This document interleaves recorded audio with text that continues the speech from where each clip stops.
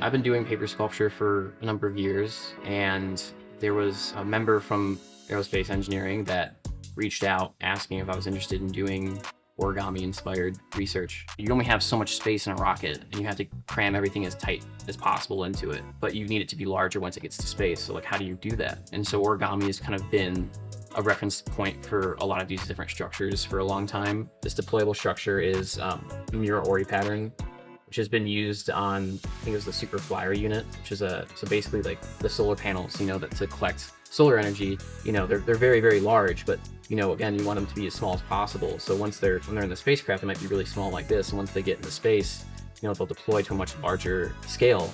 And weight is one of the biggest, kind of constraints with sending things into space. It's very expensive to send something into space. So we're thinking, can we eliminate the need for those motors and those actuators by using 3D printing? And so that's, so each of these, if you think about it, there were just a bunch of hinges that allowed the structure to fold and unfold. But the idea being, can we design something to give us the response that we want for folding and unfolding, basically? And then going through a really rigorous kind of testing of, when I apply, this much force or this much movement, like I get this much force in this region, and that making sure that once this is folded, it'll actually unfold, and it will do it in the direction that I want it to, with the speed and the amount of energy that I want. And so once you can do one hinge, you can do an entire large structure like this. And it's really incredible because it's all 3D printed in one machine. So it can print a stiff material and a flexible material in one go. So instead of, I think most people, when they think of 3D printing, it's one material